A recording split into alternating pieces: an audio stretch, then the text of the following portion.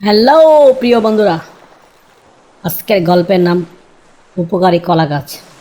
একদা এক দেশে যেখানে বৃষ্টির দীর্ঘ আর ঘনঘটাপূর্ণ মৌসুম ছিল, সেখানে এক বিশাল কলা গাছ ছিল। তার পাতাগুলো অনেক বড়, সবুজ আর ছড়ানো ছিল।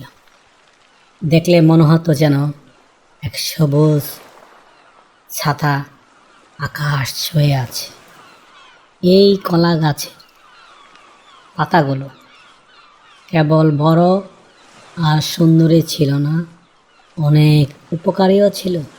যখন আকাশ কালো করে বৃষ্টি নামতো, ঝমঝম করে আকাশ হতে বৃষ্টির জলধারা নিচে নেমে আসতো, শুধু মানুষই নয়, ছোট ছোট পাখি, প্রজাপতি, এমনকি কাঠবিড়ালিরাও ছুটে আসত এই উদার কলা গাছের নিচে।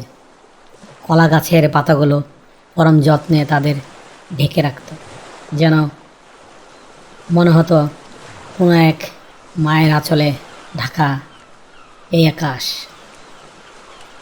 একদিন এক ছোট্ট চড়াই পাখি প্রবল বৃষ্টির সময় উড়ে এসে কলা গাছের পাতার নিচে আশ্রয় নিল, এবং সে হালকা ভিজে ঠান্ডায়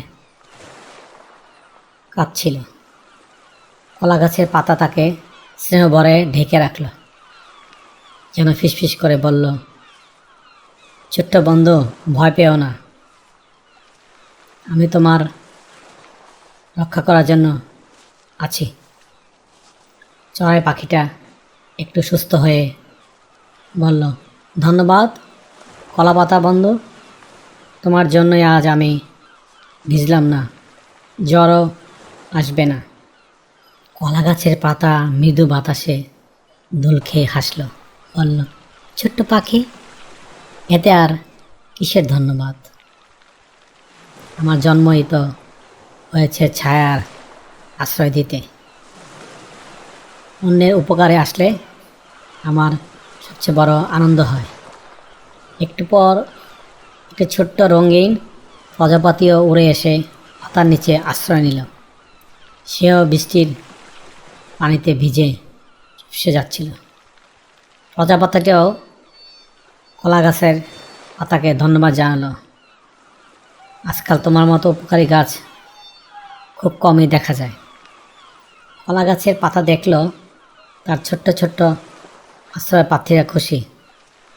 তাদের মুখে হাসি দেখে তার খুব আনন্দ হলো। সে ভাবল, আমার জীবনটা কত সার্থক। আমি শুধু নিজে বড় হয়ে ফল দেই না, অন্যের উপকারেও আসি।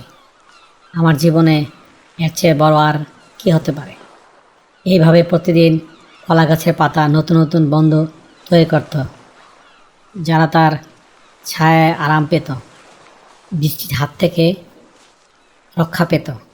আর কলা গাছের পাতা তাদের দিকে তাকিয়ে তাকিয়ে হাসত, কারণ সে জানত যে অন্যের উপকারে আসার মধ্যে সবচেয়ে বড় আনন্দ আর জীবনের সত্যিকারে সার্থকতা লুকিয়ে আছে। হ্যালো প্রিয় বন্ধুরা, গল্পটি কেমন লাগলো কমেন্টসের মাধ্যমে নিচে জানিও। আবারও দেখা হবে অন্য কোনো গল্পে। Thank you for watching. Please subscribe.